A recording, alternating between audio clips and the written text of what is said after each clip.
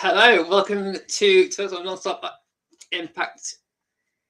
Sorry that again. Hello, welcome to Wednesday Night Impacted, episode 263, coming to you live via Total Nonstop Impact Network on YouTube and Twitch, and of course, if you're listening on the go, welcome to you guys on SoundCloud, Spotify, iTunes, or wherever you listen to your favorite shows.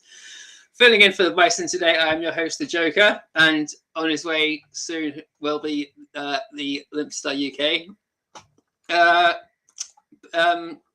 What a night No Surrender was. So we're going to what a night it was. I hope everyone who's tuned in enjoyed it, because I was absolutely blown away. Caught up with it Monday and Tuesday. All I can say is, wow, it did not disappoint, despite the emptiness of not knowing what was coming up. Wow, what a brilliant event we had again. TNA just absolutely smashed it. A quick LimpStar in his way. Here we go. He's just and hi to Eric, hi to Mia, hi to Billy the Fish. That's good. I don't think we've seen you before. If I have, I've not mentioned it. So welcome. Well, before we get onto the news rumors, just say hello, guys. Let us know you're in there. Birthday shout out to Chris Bay and Rich Swan. Happy birthday, guys. Two legends of TNA, two great friends. And two great friends of the show, and happy birthday to both of you. Rich Swan's had a fucking brilliant week as well. The past couple of matches he's had, so good to see how things are going for him. TNA viewership.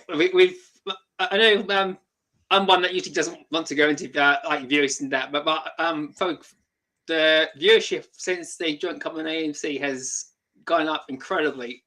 Last week they have reached 254,000 viewers compared to on their fifth episode on AMC, and that's up from 241, up from 201, up from 171, and up from 173 on their debut. So they are absolutely smashing it on AMC already, and that's just the numbers in North America who are tuning in on AMC Plus, wherever you guys are watching it from there. That's not including the numbers watching from South America, Canada, India, and of course on TNA Plus if you're like me in the UK or in Europe. So TNA is well on its way to being the number 2 brand, and it's one of the few times where you can say being a number 2 is not a bad thing. So congratulations to them. Yeah, that's reading Billy. Yeah. I was expecting. I wasn't expecting No Surrender to be as amazing as it was, because there was such a odd build up to it. But again, like I said at the start, it just did not disappoint. I thoroughly enjoyed it. TNA returns to Cleveland, Ohio in April, as Rebellion will be Rebellion will be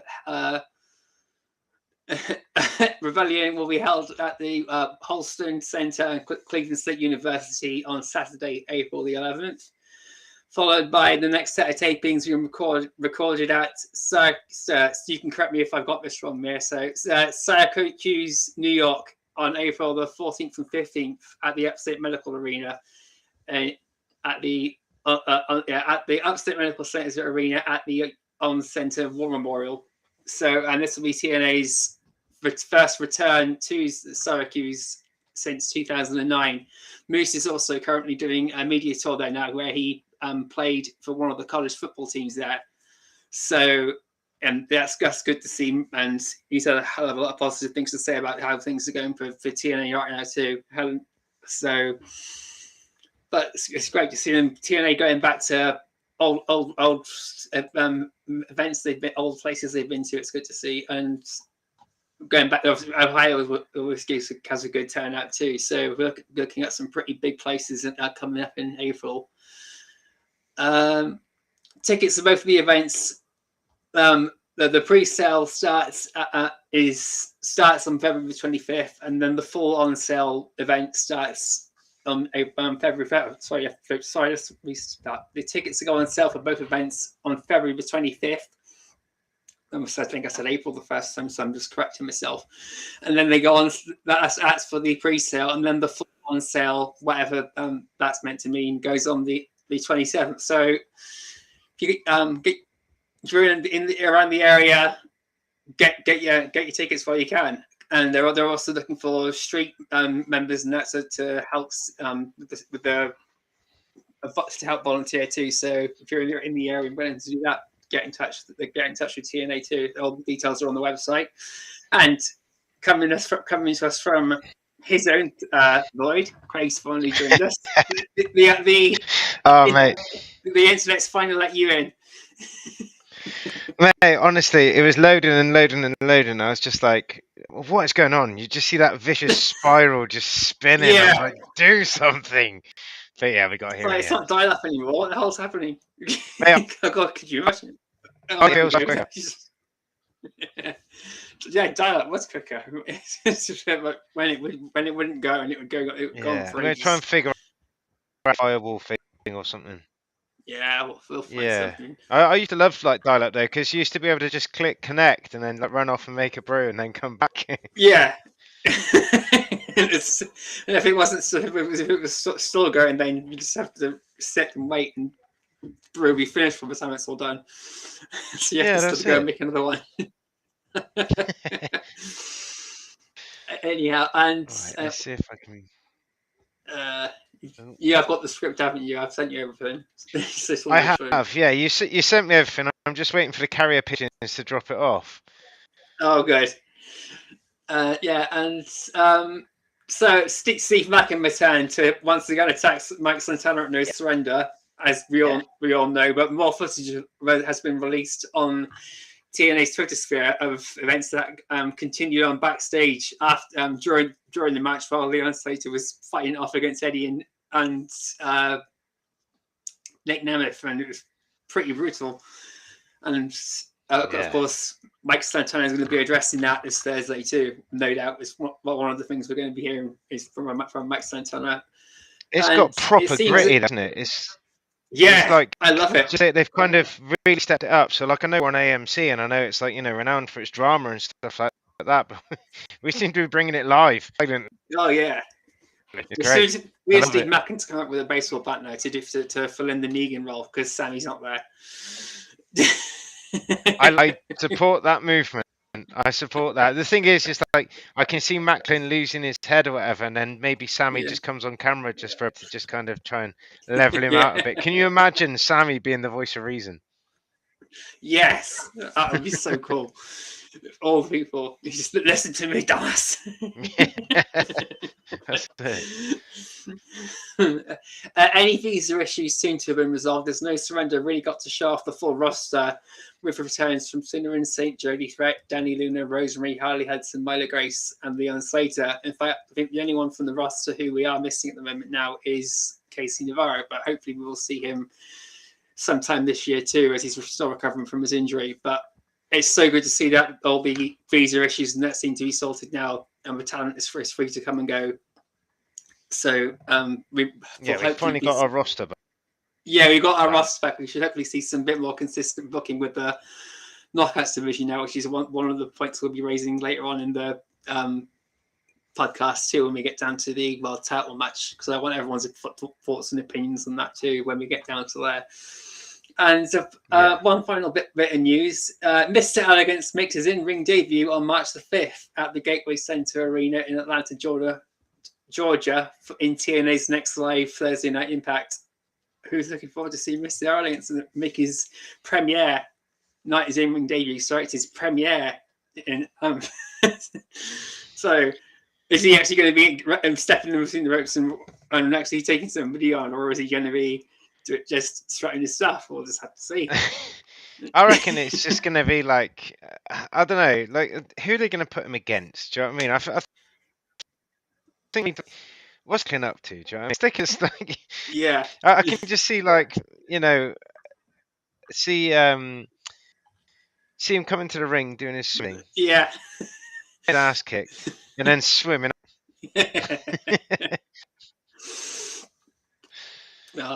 But I've got to be honest, like looking at the guy and stuff like that, I think he is quite a promising talent. Do you know what I mean? And like Yeah, the thing is we can sit here and be like, oh, what's the point and stuff like that. But he's actually captivated us. Talking yeah, about him, so he's done the right thing. He's an arsehole. He gets your attention, and he just does the right thing. He's got all the credentials to have a great future in TNA. Do you know what I mean? So, yeah, like, I can't wait for the day when he just like turns his back on the Elegance brand. yeah. Or Hilarious. Can you imagine? at least boot ties spin out. No Yeah, disrespect to the person, the concierge. Lovely man, but it'll be great storytelling. yeah. Imagine them two. Yeah. Anyhow, that's all the news and rumors and stuff. So we'll jump straight onto the countdown to No Surrender. Oh yes, Claire King is another one on the roster who is still out from injury. And we've not heard much from her since the start of the year, but I know she was working some of the some matches on the independent scene towards the end of last year. So, the Bison's jumped into the chat. Thank you. Well, I'll try my best to keep everyone going. He's just wishing us good luck to those who are listening. I'll try my best to keep us going. You can tell I'm nervous as fuck. So You're good, mate. You're yeah. And anyhow, the countdown to No Surrender kicks off with Sinner and Saint, Judas, Icarus, and Travis Williams taking on Bad Attitude and TW3, picking up an extremely impressive victory. They came back on fire. They're like a completely different version of themselves when they came back. I was so impressed. I've always been impressed with them, but this is like, wow. Are they going to, if they bring this fire with them every time they come to the ring now, every time we see them come in, that's going to be really, really good. It's like they're stepping up to where the Rascals left off, in a way. 100%. Not trying to disrespect either team or anything like that, or take jabs at anyone. But they've got that high energy that the Rascals had that we're bringing. That's just immediately what it reminded me of. Yeah, it's just immediately what it reminded me of when I saw them go around the ring. Yes, on Monday. That's when I watched the pre-show. So if I'm saying I watched it on Monday, that's when I'm referring to the first half of the pay-per-view I watched. Yeah. Yeah. Yes. The dogs have come upstairs to say hello, which is not really what I needed. But still. Settle the nerves. Oh, settle the nerves. It's going to make them worse. It's having them distracting me. Anyhow, pretty interesting match seasons here. How you doing, dude? Maybe we should put your dog after the match. Go ahead. Oh God, now the dogs have muted him. Anyway, after the match, we get and we're backstage with Jimmo, who's interviewing her trainer and friend, Action Mike Jackson. But after having his interview cut short by Mance Warner and Steph DeLander, Mike Jackson throws in a challenge anytime, anywhere. And of course, as we would learn later on the pre-show, a match will be made later on in the night between the two of them. It was really good. It's obviously he hasn't aged, considering he's like the oldest active wrestler out there. He hasn't changed much since when I last saw him, and we all last saw him. I think it was 4 years ago. He hasn't changed. Yeah. It's like he now just doesn't age. Now he's gotten to 70. I think it's like 71 or something. Or is he 71? My God, 71. Yeah, or probably a bit older. I think. Like he just doesn't seem to age anymore. It's just like Rhino. Get to like a certain condition and then you just don't change. But I will say he's watching him still go in that match. He still really did impress me. He's like I think it was a nice touch how it ended though, because like obviously Mance and like Steph DeLander, they're quite cocky and brash and stuff like that. But to actually show them be decent and show some respect is quite good. And the little segue into a little bit of heat between Mance and AJ Francis, I thought that's going to be something pretty good. I think that's a match that I would like to see, but I would like to see Mance win. Definitely. We then got Frankie Kazarian then throws out the match between Alan Angels and Ryan Nemeth for an important King's speech. Nemeth leaves knowing that he's going to get paid, so he's all good. So he didn't have to put up with little baby brother, which is a shame because I would love to have seen Alan Angels slap the crap out of him. Brother, it will happen. Oh yeah. So Nemeth leaves. Kaz announces that he's re-signed with TNA, much to Tom Hannifan's delight. And he's still got his sights set on regaining the TNA World Championship. And after insulting the fans, he gets into a match with a pretty pissed off Alan Angels, who wastes no time getting things started after punching Kaz straight in the mouth. After a very, very short, sharp match, it was over after Kazarian knocked him to sleep and Alan Angels tapped out. But it was so good. It was good to see Alan Angels back, and I was really looking forward to seeing him and Ryan Nemeth go and put on a really good match. So I'm hoping we still get Alan Angels in the upcoming tapings. And I don't want the sound check though. The sound check was boring. No, we just get him for get that match that we didn't get at No Surrender. I reckon he might be part of the cleanse. Yes, that's what Billy the Fisher said too. Alan Angels could be one of the guys that will join the cleanse. That would be interesting to see him go back to Eric Young. See if can you trust him? Because Dina killed him last time. I think Alan Angels was with him. So no, Dina killed Eric. Dina didn't kill Alan Angels. Anyway, after Kazarian's match, we then go backstage to see Arianna, Grace, and Stax really confident that they're going to be walking out No Surrender champ. And they'll be the best power couple in all of pro wrestling, and Arianna will impress her father. Yeah, I'm sure. Yeah, so suspicions going that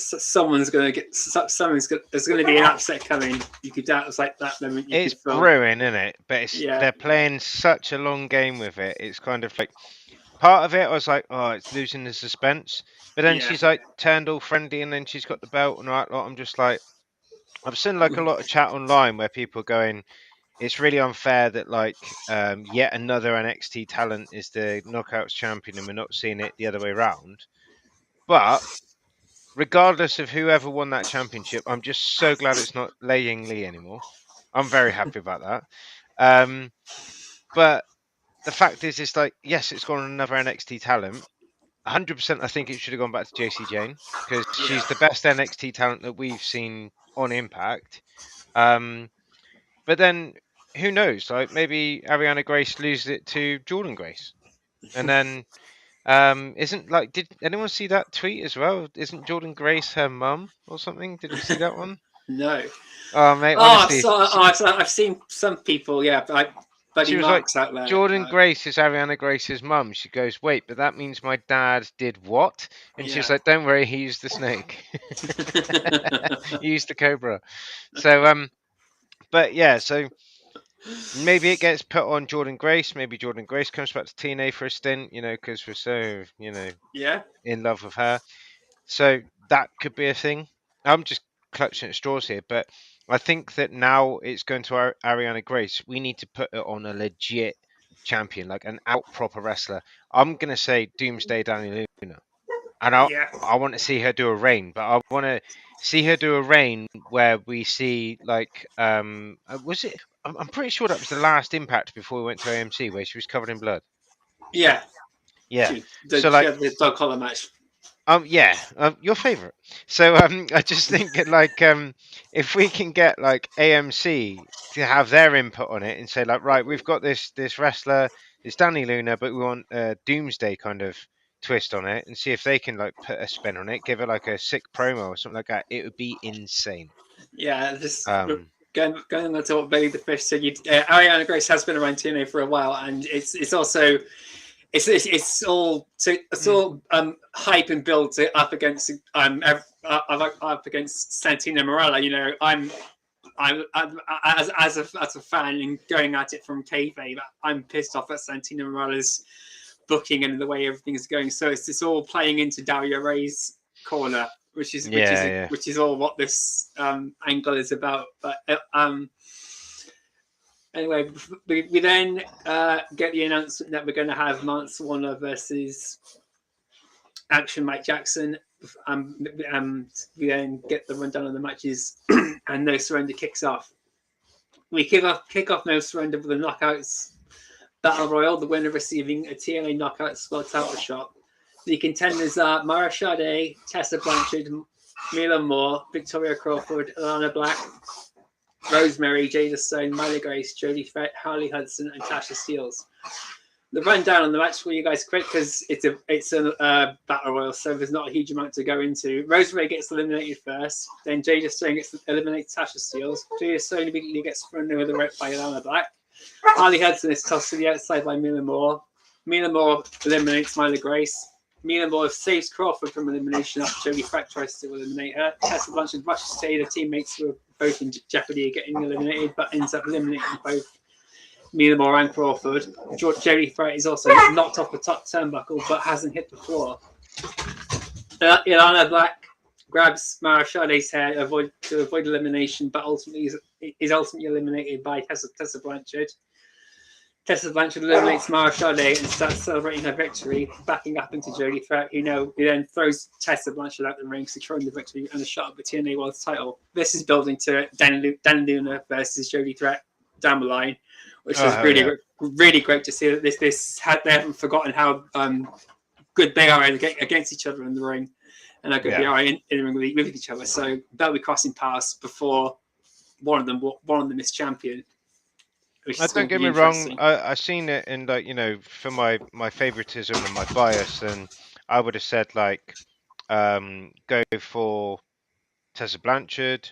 I would have said Rosemary. I thought Rosemary deserves a run. She's been around for a decade. She's put so much into the company and sacrificed so much. But then at the same time, the thing is like us as fans, like, oh, you should put the belt on her. It might not suit her. She might not want the belt right now. Do you know what I mean? She might have things going on, stuff like that, so you've got to kind of take into account that they are human at the end of the day, But yeah, like Bison's just said, Doomsday Danny Luna, baby. Do you know what I mean? That's who we want it on. But like you say, I reckon it's a good shout on who's going to be fighting for the title. Do you know what I mean? I think the right person won the battle royal. I didn't think it was too predictable, even though she did just sign a deal. But at the same time, the future does look like pretty bright for the knockouts and that. So it's decent. It's worth watching. Do you know what I mean?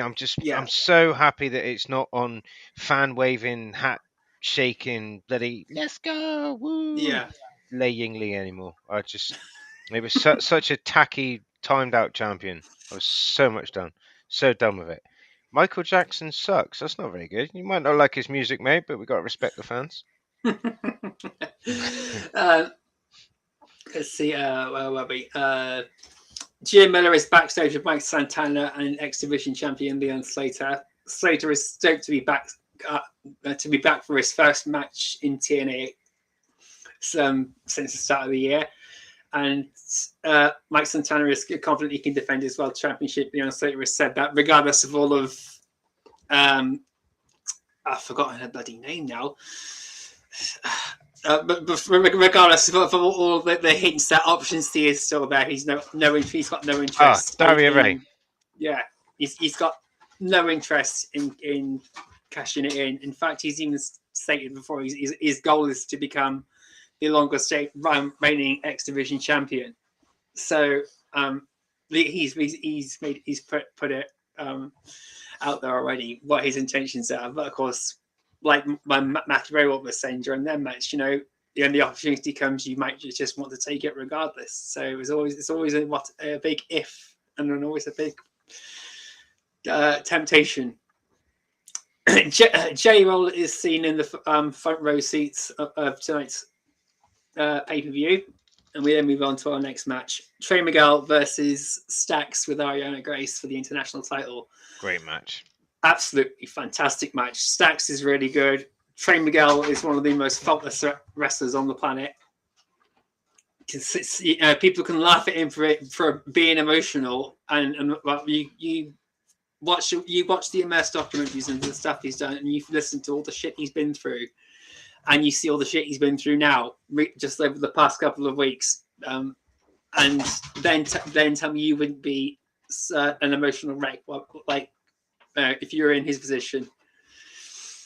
He's one of the most passionate guys out there at the moment, and honestly, there is no shame in showing that passion in the ring or backstage or anywhere, and people just seem to want to shit on it for whatever reason. That's the world of social media, though. Do you know what I mean? Like, Yeah, you look at, like, if me and you hit, and Jason, we all sit here every week and we say, like, oh, they're shit, they're this, that, and all the other.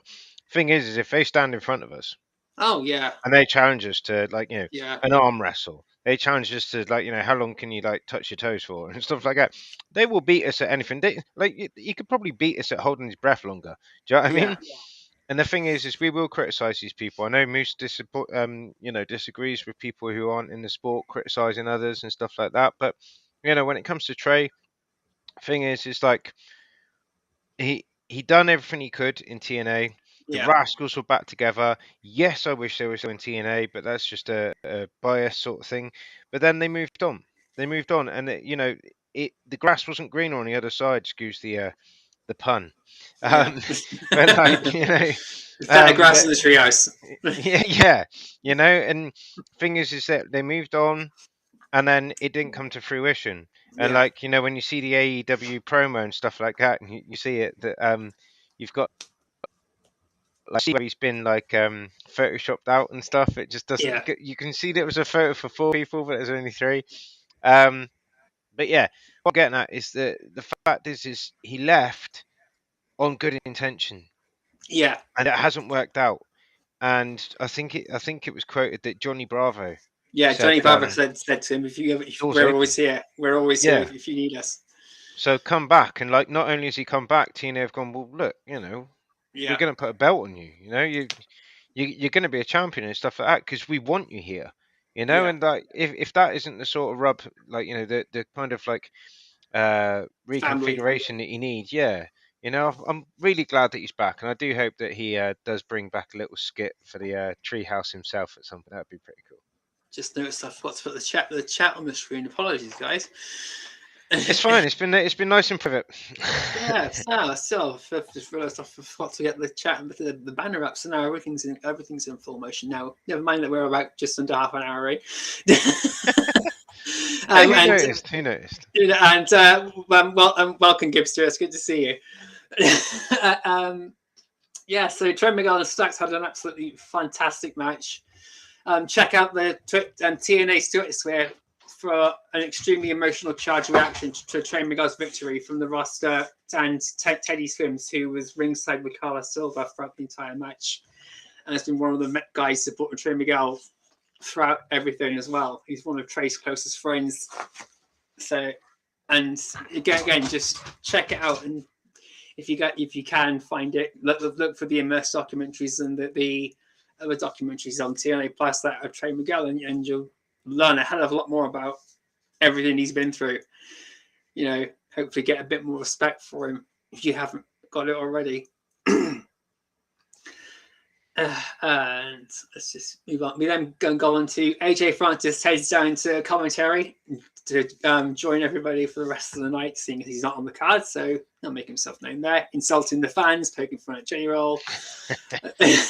That was pretty funny because I honestly don't have a clue who he is, so just seeing anyone take a pop at him just made me laugh. All I know is he's a rapper or something, and that's as much interest as I've got in it. I thought it was a sweet delicacy, but I don't know. There was the guy that came out with Trey Miguel as well, and my other half said, she was like, "Oh, you know his songs." I'm like, "No, I don't." She's like, "Yeah, you do," and she played me like a song. It's got like 333 million listens on YouTube, and she played it. I'm like, "This is the first time I've heard of it, and it's the last time I'll hear it." It was just not for me. But you got to respect what they're doing. Definitely. And we then get to Matt Slaughter and with Seth Orlando versus Mike Jackson. We touched on this earlier, but Mike Jackson is incredible for someone to go like he can at his age, walk the rope as elegantly as he does and faultlessly, was willing to take big bumps from people and put himself over like that. It was a really good filler match. It wasn't a wasted filler match, so much to say, because it really did start setting stones for a potential match between AJ Francis and Matt Swan, which we could be seeing this week or next week, seeing as he's now as throughout the commentary, AJ Francis was saying he thought he knew Matt Swan, and we can see that he seems to be getting weaker and weaker and weaker. And so you get AJ Francis disrespecting it and in a way pointing out and disrespecting things about Matt Swan, and then when he gets to Seth Rollins' face after the match, well, you've pissed off the Southern Psycho. Now you're going to get to see what hopefully we'll all get to see the Southern Psycho in his element again soon. Yes, but it was a good fun match. It wasn't dull. It wasn't boring. I enjoyed it. I had a smile on my face throughout the entire thing. I just thought it was just entertaining. It didn't need to be anything flashy. It didn't need to be anything special. It was just entertaining, and that's one of the great things that TNA is doing. If these matches don't blow you away, at least they're entertaining. You're not thinking, oh god, I'm going to turn this over, or I'm going to just walk see. out I won't lie. When I seen that kind of come to fruition, I thought, oh, why the hell's this on the pay-per-view? You know, what the hell's going on here? And then I watched it and I thought that was actually all right. You know, that was actually quite decent. Do you know what I mean? And like you said about Mike Jackson, like, you know, walking around the ropes. Was it old school? Is that what they call it? Yeah, old school. That's what Taker used to do. Yeah. But he did it just on the one side. But Mike Jackson did around the whole ring. Yeah. And like we could say, yeah, well, you know, Mance helped him, right? Like, yeah, but I'm sorry, but like, you go outside, go down your street, go down your road, your area, wherever you are, and go find me a 70-year-old who can balance for that long. Yeah, that's you know what I mean? Yeah, it's incredible. Find me one who's got the balls. Like, don't show me their balls, and I don't need to see Mike Jackson's balls. But just whoever's got the balls to go and do that would be just insane. But thank you, Gibster, for saving me from talking about balls. Yes, Mance Warner versus Francis. That will be a good feud. And I've said it week in, week out. It's the best choke slam in wrestling today. Yeah. Well, Seth Landon is, because he chokeslammed her through that table when she was with Matt Cardona. Yes. So again, there's that tension being relit too. Yeah. So, and of course, Matt Swan wasn't there to protect her at the time. So now that he's here to protect her, we're going to see something really special, hopefully, coming. We then go backstage. Arianna Grace is distraught after seeing Stacks lose the International Championship. She demands an apology and threatens him with a warning that if things keep going wrong tonight, she's going to break up with him, end the wedding, and everything's going to go wrong.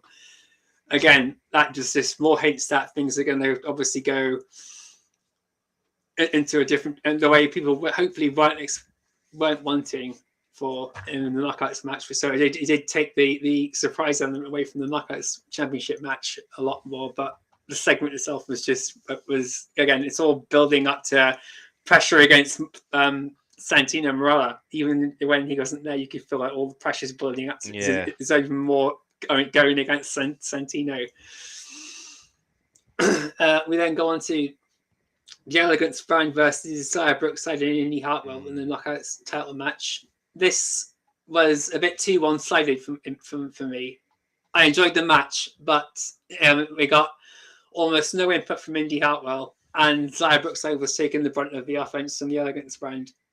We know the Elegance Brand are fantastic champions, but this was a match on the pay-per-view, and I was really hoping we would see a bit more to and fro from both teams, and we just got a pretty one-sided match. But taking nothing away from what action we did see from Xia Brookside, Heather Reckless, or Heather Elegance, and Empire Elegance was incredible. We didn't see a huge amount from Indy Hartwell, so I can't comment on that. I've got to be honest, I enjoyed the Mike Jackson match more. Yeah, I was really hoping there would be a lot more from this match, so I was a bit disappointed. Yeah. Post-match, though, all of Ashby Elegance's online banter or insults and that to everybody comes back to bite her in the face when Mickie James comes down and jumps into the ring, hits her with a fist press, and starts beating the crap out of her.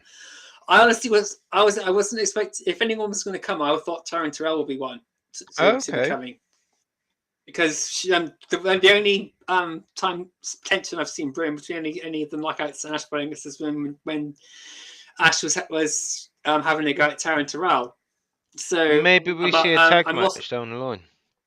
yeah, I'm also thinking this could be where they bring ODB back into it as well, because she's going to be finishing her tour, her retirement tour, at the end of February or the end of March. So if they could bring her in for someone else to try and put Ash Brilliance in her place as well, have her, Taryn Terrell, and Mickie James up against the Elegance brand. That's like a big a farewell to ODB, shout to the two other legends of the Knockouts division. Yeah. And it would just be really cool to see. I think it's like, long-time TNA fans. I think it's weird. Like you say that, long-time TNA fans, I think we would appreciate it. At the same time, I think as a marketing move, it would be a good idea as well, because you've got a lot of definitely. I've seen like fans online that say like, oh, I'm trying to I'm new to TNA. I want to get into it. Like, where do I start? I don't know. Like, someone said like go 2 years ago and watch all the pay-per-views. Get TNA Plus, watch the pay-per-views, and that will kind of give you a gist of the rivalries and stuff like that, which is a good idea. When you get some say, oh no, I would only watch like up to 2009, watch the classic stuff and not watch the new stuff. I'm like, well, with that, if people are going to be like gatekeeping and only watching the old stuff, like, look at us, we know that they're missing out. But at the same time, I'm like, if you get a name who was featured back then, who's like on screen now, bring them in, you might get them go, oh my god, like, ODB's back, or Tracy Brooks, or Taryn Terrell, or Mickie James and stuff like that. It might get them to just have a little peep and have a look and go, do you know what? I might stick with this for a while. Because you look at the Righteous, you look at the System, you look at the Hardys, you look at all these different things. It's hard to ignore what's going on now, compared to what happened back then. So yeah, I think it would be a good marketing move if they did get a couple legends and stick them on. It'd be good. Yeah, it'd be a great way to build up some challenges for the Knockouts tag team titles too. Yeah, definitely. At the moment, it's a bit open. So apart from that we got Lei Ying losing the title, so I'm pretty sure we know who the next contenders are going to be. So, but give the Angel Warriors some time to build up before we have them jump straight for the titles. So it'll be I hope we can get. Hang on, we could spell it wrong, and they could have a guest manager bring in a name from back in the day, and we could have the Angle Warriors, and they could come out in Olympic singlets, right, lot, and just get like Kurt Angle walking out with his mouth open. Yeah. You might as well just get Santino out to just trying to call them, because I think he called them the Angle Warriors. See, I think, look, come on, AMC, you got to watch now. Like, look, Kurt might not have a lot going on these days. Do you know what I mean? So you could get like, Santino go, the Angle Warriors, like that, and then just like the camera just pans, and there's just like Kurt Angle going, you said it wrong, and then just straight back to him. It's just all these sorts of things. It could be. I'm kind of excited for the future. Do you know what I mean? I know that the deal is still new, and I know that like I'm not going to go on a tangent, but like when Ted Turner sold like WCW to AOL and all that whatnot, they kind of didn't know what wrestling was or what to do with it.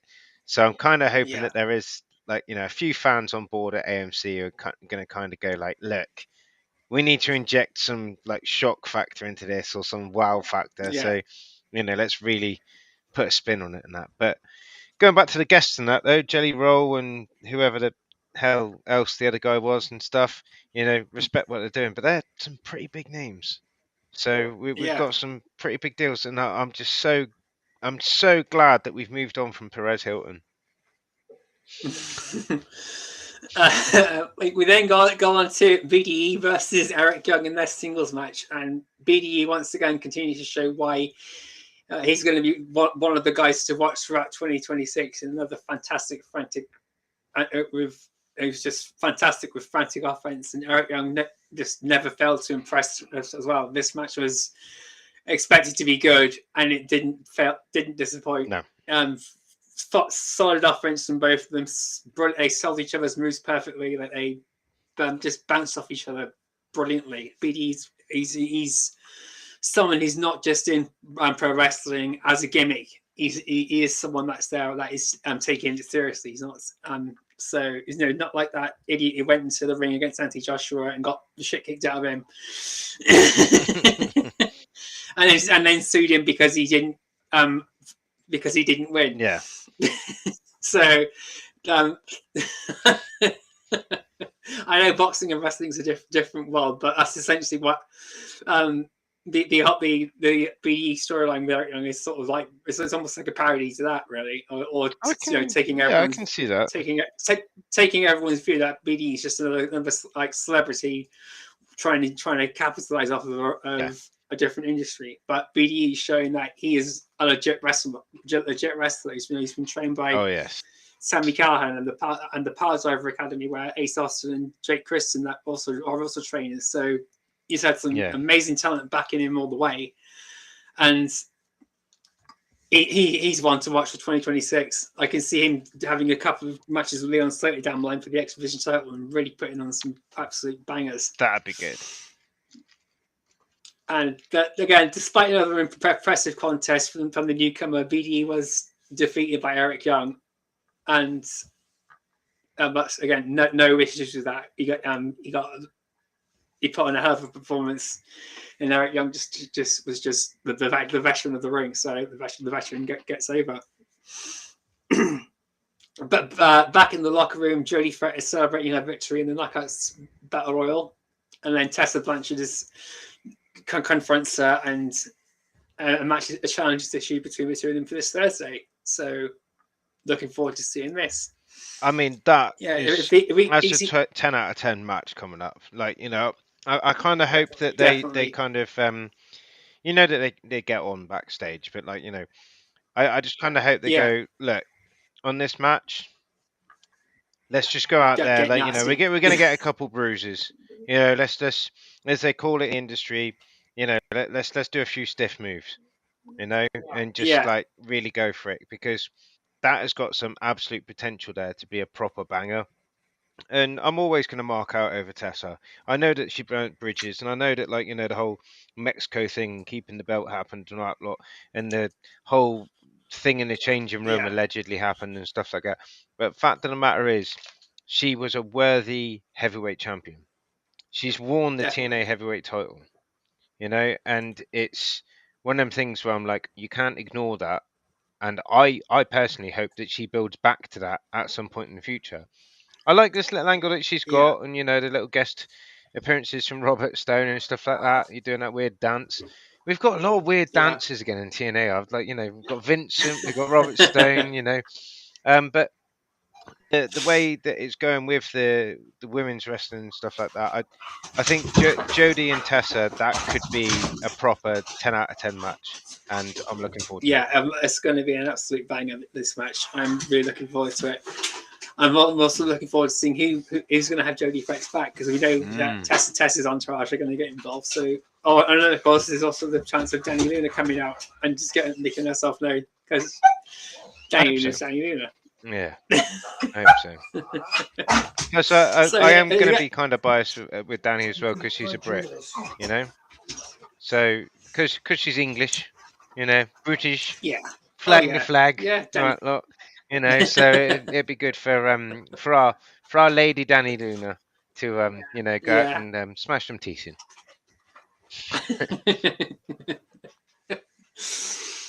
We then go on to Arianna Grace versus Laying Lee. I do have some side notes of my initial thoughts on the match, but I'm not going to read them out, so I just left them in there for everybody who's participating in the show to read my full initial thoughts. The match itself went on a bit too long as well. Where are you going, mate? That's my that's the other thing. We didn't really see a huge amount of innovative offense from either of them. Although Arianna Grace put on a pretty okay performance, she didn't really like prove to be the wow wrestler. That's she's what she wanted Santino to see her as and everything. So I wasn't blown away by either of the competitors in this match. But I'm sure I must have. I'll be checking it out again sometime in the future, and hopefully see stuff that I didn't see beforehand. But I just this match it was just all the surprise factor of it was taken away with, by the time we got around to the match. But even then, I was still really annoyed to see Arianna Grace win. It's almost like you knew it was going to happen. You were just hoping you'd be proven wrong, and then seeing her win. But again, at the start of the show, it's all playing into the odds against Santino now. Yeah. Barry Monkey, Arianna Grace is a good wrestler. She's got the character of someone who's rubbish. Yeah. Do you think we see like a change with her though? Because, oh God, sorry, mate. Look, what? He's off again. Craig's dog's chasing his tail. Just we got for everyone listening. I don't know what to do right now. I'll stay away from him. But like, what was it? Was it Leilani Jade? Was that the other NXT champion? Kalani Jordan. Wow, I think I just named a porn star. I'm not sure. But, Kalani Jordan. Okay, so yeah, I feel bad for getting the name wrong. Yeah, but if you look at like when she first turned up and she was this sweet, innocent, like champion and stuff like that, and she came back and she'd had this like kind of heel turn for the first time ever because there was no grit to it. Do you know what I mean? So I'm kind of like the thing with Arianna Grace is like when you seen her like shouting at Santana, saying like, "I bet you're a dropout father as well, just like my dad," and stuff like that. You can see that she's got that heat. You can see that she's got that character development in her. So it's just like what Barry Monkey was saying is that she's a great wrestler, obviously, but she's deliberately playing like the ditzy, just a bit, So like can we see like a heel turn? Like maybe she turns on Stacks. Maybe she turns on her dad. Maybe she turns. Maybe she has a 10 out of 10 banger match against Danny Luna and there's blood everywhere. Who knows? Yeah. But like, she's definitely got the talent there because there's potential, but that's being held back. And I guess my initial thoughts are it's taking too long. Because I had the same sort of feeling when Ali came to TNA. She was a lot more talented than she was allowed to show for a very long time. They kept pushing her back, until she finally snapped. And it was like we got like about less than 6 months of really seeing Ali as a full competitor. Then, and I don't want to see that happen with a lot of other talent. But then it's all about timing in different companies. That's a good reference, to be fair. Sometimes I do forget that Ali did kind of have that run, but it's one of them things. And then I think in the world of wrestling as well, we've got to remember that these characters will develop and they will change, not a lot, but there's always the other companies always waving a checkbook or giving them a bit more creative and stuff like that. So, it would be a shame for us to lose someone like that, but yeah, let's just see how it goes. Fingers crossed they're in the right place. I think we're still on the up at the minute. We're still on the incline at the moment. I hope we don't fall at least our wedding with Stacks is still going, so we know that we'll be seeing her on TNA for a lot longer. Yeah, have you noticed they don't kiss on screen no more, though? I said this the other week. They're not kissing. Yeah. What's going on? Yeah. They're getting serious. Mm-hmm. Yeah. They're going to get married and then they just don't even sleep in the same room anymore and stuff like that, Backstage, we see Rich Swann comforting B.D.E. Following his loss. This was a nice moment, possibly a hint at maybe a potential tag team in the future. I could see it coming, or even if just someone to back up Rich Swann, just an extra person to back up B.D.E. because I'm pretty sure Eric Young isn't probably finished. He's probably not finished with him. So again, and then this will build to Rich Swann versus Eric Young. So it's just a nice humbling moment there before we go on to one of the best matches of the night: the Righteous and the Hardys versus All the Four. One of the most entertaining matches of the night, as expected. Solid performance from all the wrestlers. You got the Goats, you got Mustafa Ali, and the Great Hands, who are some of the best wrestlers on the roster. Vincent and Dutch are amazing. And Agent Zero making another appearance and just reminding everyone that he is more than just a +1. He is incredible. Oh, mate, he's insane. the action in this match was brilliant. The moments where Jeff Hardy would break character and start dancing with Vincent, and that was all really good. Having Stax and Agent Zero trying to outdo each other with dives rather than beat the crap out of each other, trying to see who could pull off the big move. That was really, really good. Really good. Mia, thanks. We got B.D.E and Rich Swann versus Sinner and Saint tomorrow on Impact, so that's fantastic. That's the other match I've been hoping to find out. Oh wow, that'd be pretty good. Could confirm. So that's going to be good. So again, that gives us as the cleanser's never coming. Eric Young's just talking nonsense. Maybe like I don't know. Maybe he's going to have to B.D.E because he's got CTE. I don't know. I shouldn't joke about things like that. But I'm just saying, maybe Eric Young has had too many chair shots and it's just all a lie. Maybe the cleanse is just him cleaning out his bank account and he's going broke. Who knows? Maybe we'll see, like, the was it the maniac? Maybe we'll see we'll see him grow a massive beard again and become homeless. Who knows? Anyway, what were we on about? The Hardys and before. I loved how they were doing the moves together. Dutch and Matt Hardy and stuff like that. I was like, this is so cool. Yeah. It was just a brilliant match, start to finish. And again, this whole event was one that I never got bored at all throughout. I only split it into 2 nights just so I could take it all in. Like, if I was to sit for over the 3 hours sitting, I'd forget half of it because it's just too much to take on.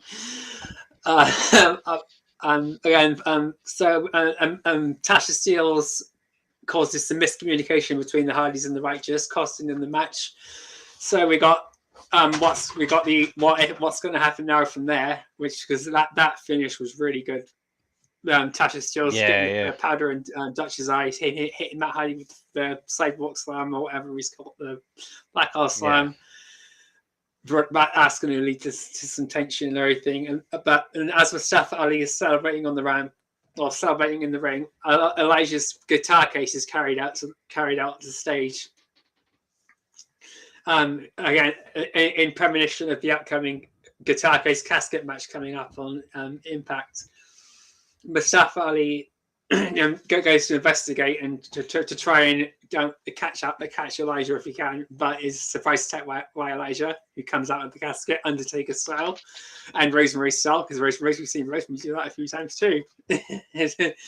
So that was a good bit. And then as Mustafa Ali runs backstage, all the 4 in suit, we then cut to Santino pounding away at Arianna's door, trying to get some answers as to what's going on, only to have Daria Ray get in his face and swiftly put Santino in his place, even threatening him that she knows a mixed martial art, so if he tries to raise a hand to her, she'll knock him flat out, which I thought it's just making the suit looking even more stronger and even much more badass than she already is. That was just brilliant. So we know who wears the trousers. The trousers in the managerial relationship, whether Santino wants to admit it or not. The suit has it all, literally. Yeah. I'm also looking forward to seeing what else she's got sorted now between Arianna and Grace, because obviously they've got that rematch with Trey Miguel put in place for Thursday. Yeah. So I wonder what else are they going to do, because this is again all odds against Santino, because I know that Daria Ray's going to use all the leverage she can now to get Santino It's out. hard to suss her out at the moment. I'm not quite sure. Yeah, because obviously there's a disparity in the management, stuff like that. But I'm just yeah, I'm trying to see where the storyline's going, because it's just like we've got two Stooges. So like, do we yeah. bring in someone bigger, like above those? Like, are we gonna get Tommy Dreamer. maybe Shawn Michaels rocks up? Who knows? But Yeah, something like that. But I don't know. It's hard to suss it out, because I'm just like, she's got like a 6-month contract, and is this just going to be a wild 6 months? What happens after 6 months? Like, no, no, but come on, Barry, no, don't say that. Don't. yes, yeah, I'd love to see Dixie Mate, did Carter you come not back. hear her get booed? That was hilarious. I think if we're bringing back Dixie, you got to bring back Ethan too. Do you know what I mean? Yeah, But like, yeah, I just, and I don't get that as well. But like the whole AMC thing, and like EC3 doing those skits and that, and then nothing's happened. We've had a pay-per-view and he's yeah, not turned up. I'm like, what's going on? It's yeah. I like how it's made traffic for him, but it's not really worked for us. So, is he trying to broker a deal or something like that? I'm not sure. But yeah, like with the whole Daria Ray thing, I'm skeptical, because I want something to happen with this Yeah, storyline. Like, she's brought in Elena Black, who didn't win that title shot and stuff like that. So, who's she going to be feuding with now? Because it looks like anyone and everyone with a pulse. So we need kind of a bit of a story there. Yes. Again, like me, you, and Jason agreed. There's just so many question marks, and we can't predict what's going on. It's just a great time yeah. to be a TNA fan again. And we then go on to our main event: Nick Nemeth and Eddie Edwards versus Spike Santana and Leon Slater. Without a doubt, match of the night. um, this was just incredible. It almost had like 3 separate parts to it. We had the initial tag team match until Steve Maclin comes in and takes Mike Santana out. Leon Slater versus Eddie Edwards and Nick Nemeth until Moose comes in and takes the system out. And then the finish of the match itself between the one-on-one between. So we did get a one-on-one as predicted, because there was whoever called their shot was going to get a one-on-one match with Mike Santana. The whole match would have been thrown out. So we still got that one-on-one that people were probably expecting to see happen, but it wasn't with Mike Santana. I thought that this has so many layers to it. It was brilliant, and they managed to make it work brilliantly, because it could have been a huge mess. But all 4 guys just worked so well together. The action was brilliant. The timing and everything was brilliant between everybody. Leon Slater is incredible. Eddie Edwards is incredible. Nick Nemeth is amazing, and Mike Santana is just absolutely killing it, which is so good to see. And I also like that the system itself didn't get involved too much in this match too. It was all let everybody in the ring do their thing, which was good to see too. Because that could have been, it wouldn't have ruined the match, but it would have taken a bit of shine away. But everyone in the match just got to do their thing. And when Maclin came back out, that was just amazing. First time I saw that was on the Saturday morning after, obviously, because it was on Twitter and everything. But even then, it was like when I saw it last night, watching the second half of No Surrender last night, I was like, fucking hell, what the hell is actually going on? It's weird, isn't it? Because like we were all led to believe that Macklin's fired, and then he's turned up, so we're kind of like, well, he's definitely not fired then. But then at the same time, it's like the way that they're doing it, his like the evolution of his character, he's going to be a dickhead, like a real he's going to be a handful, isn't he? He's going to be a real bastard, and it's like we know full well that he can go with the best of them, So it's just, I want to see how Santana deals with this, or how Daria Ray deals with it, or how Eric Young deals with it, or hey, who knows? He might become part of the Angels with Lei Yingling and Zaya Brookside.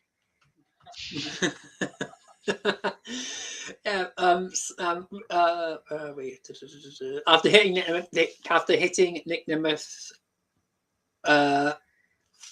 with the Swanton 450, Leon Slater picks up the win for his team, ending No Surrender. Final thoughts on the event? What are your final thoughts? My final thoughts on the event, I've got to be honest, I would say and I'll go on a whim on this one. I would say it was easily an 8 out of 10 event. I thought it was. Yeah. There was a lot to it. There was a hell of a lot more attention paid on the storylines. Yeah. Although, like, Indy Hartwell didn't seem to do much. The Mike Jackson match, although it was entertaining, I don't think it fit right. Just there's reasons why I've not gone for a 10, but for production wise and for, like, the movement of everything forward, watching Yeah. No Surrender has 100% made me feel like staying up and watching Impact live this week. Yeah. And being horrendously tired at work instead. It's one of those things where I'm going to have to go quiet on social media. I don't want to see any spoilers. I did see a Yeah. spoiler of Trey Miguel when it said, like, new champion. I was like, what do you mean new champion? Because I forgot that it was February 13th that No Surrender was out. So I was just like, cool. So I had a wicked Valentine's Day watching No Surrender. um, Yeah, next bike I took the production and the presentation oh, hell yeah. for this event was absolutely amazing. They got the ramp back with all the yeah lights on the ramp and everything again. That I'm so glad to see that again. I hope we see that although more often. With what Next Bike's saying, I think you cleared that up for us, Joe, when you said some of the actual, like, camera staff and that, like, they couldn't get to work or something, wasn't it? Yeah, that was the big issue with the debut on AMC, was because a lot of us because of all the travel issues and everything too, and just the timing of everything. Some were stuck in Canada, some were stuck in, and they just couldn't get everything sorted in time. So, but again, you look at the ratings after this, from the second week onwards, they've just climbed and climbed and climbed. And for those tuning in, I actually tuning in now, or need reminding, I actually went through the ratings of everything from the 5th week of AMC downwards. That's up top of the show. So if you want to jump back onto that and give us a listen, then by all means, please do. But for me, again, like you said, this event was just brilliant. For numbers and Meltzer ratings and stuff, I don't know where I stand. I'd probably say 8 out of 10 too. Yeah. My biggest gripe was, again, the Knockouts tag team match was a bit too one-sided, and that was and the hype and the unpredictability around the Knockouts title match was taken away really quickly too. You sort of knew that Langley was going to lose, which is a bit disappointing to know. And I'm one who usually doesn't mind about spoilers, but knowing that, because I honestly I didn't see any of how any videos of how the matches ended until apart from the Leon Slater's match, I think it was, or something. So there's quite a lot of matches that I didn't even know were on the card. Despite despite watching everything on Monday and Tuesday, I didn't even know some of these matches were on the card. Yeah. So that was another thing, I suppose, that really made the event for me too. But that's not taking anything away from the event itself.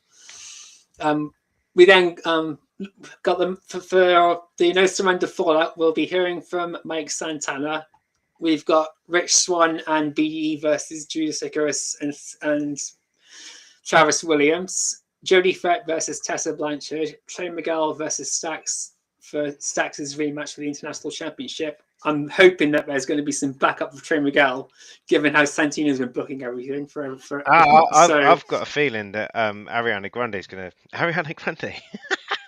Yeah, Christy, she's there. Well, look at Jelly Roll, might as well. Like Madonna, maybe Madonna comes out with Grado. Who knows? I reckon Ariana Grace. I reckon she's going to cock that match up, and it's going to go against Stax. I reckon those two are going to have like a proper row. The only thing I will say though is with Stax having that belt. I checked in on NXT a couple of times, and that he gave it flowers. He was proud to wear that, and he was announcing it and stuff like that, So it was kind of like, it was good to see, But like, that's something that I'm kind of like happy about having Stax around for. Cause I don't really rate him as a character. I don't really know much about him, but he hasn't missed a beat. He really hasn't missed a beat. So and he's better than Alexis King. So. And we got, and of course, we've got Mustafa Ali versus Elijah in the guitar case casket match. Oh yeah. That's all the matches and stuff announced for Thursday so far. If anything else has come up, guys, please let us know in the chat, and I'll drop it out before we finish. Come on, Mia. Give us a. No, he told us about Rich Swann No, BD, tell us about Johnny Swinger versus Eli Drake or something. No, with that, that's all we've got time for this week, guys. I guess which is a bit of a shame. If you want to support the TNI team, please. If you enjoyed the show, then and what you want to show your support for the TNI UK team, I hate reading off the script because I always bunker it up. It's all good. Please feel free to super sticker us or head over to bbdwear.co.uk for some TNI shirts, or go to the TNI spreadshirts and merch store for the TNI stuff. And what's that? Dogs are coming. Dogs are coming on both sides to say hello. So anyhow, thanks to all the TNI shows. If you're not watching, this will just sound weird, but we're getting harassed. Yeah, if you're not watching and listening, dogs are jumping on both of our shoulders and licking us in the face, despite the fact that the dog knocked the bedroom door open, so I'm not going to get up and run up and shut it. Now I've got literally 3 minutes to closing. All the TNI shows for you listen on the go fans are available by SoundCloud, Spotify, iTunes, where you listen to your favourite shows. Don't forget to tune in tomorrow to follow the TNI US team for the live watch along and the live TNA Impact review post show. So where can we find you on the socials, Craig? If you can see that little blue thing, if you're watching, I'm Network Stooge on Twitter or X, because I still haven't figured out how I changed my name. But if you look at the blue one on that bit there, I'm LimpStar UK on everything else. So like Facebook, Instagram, and all that stuff. I'm always about just like we'll chat TNA or whatever. If you like having your ears melted and pulling bass face and stuff, then go check out my SoundCloud, which is just LimpStar. And you'll hear some of the things that I've put together, and I'm quite proud of. So, how about you, Joe? Where are you? You can follow me on Twitter at JoeKer. You can jump onto YouTube, Facebook, and Twitter. Look for #EmptySpace, #IntoTheVoid, or if you fancy to tick your taste buds and see #DailyGiggle and #LearnToLaughAgain. But never mind, you just might keep your sanity. Sanity. And it's not the same on my own.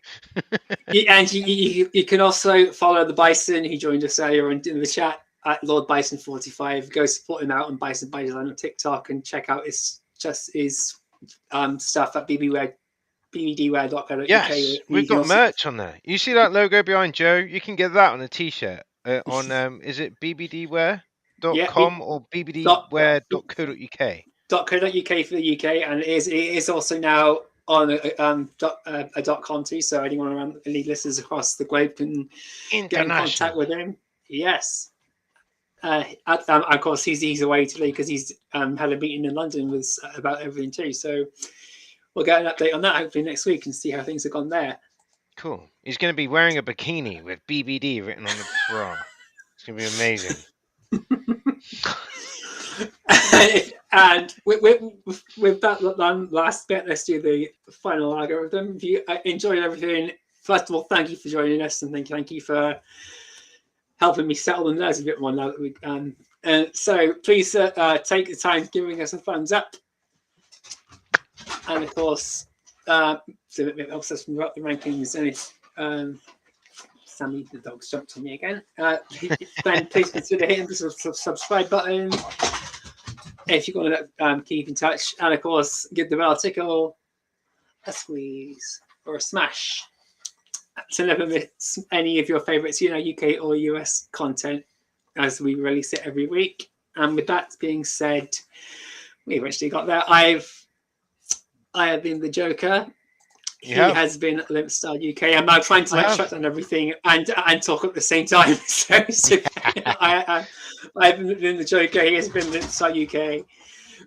This has been TNI Impacted episode 263. Take care, guys. Much love to the TNI tribe. We'll see you next week. Peace.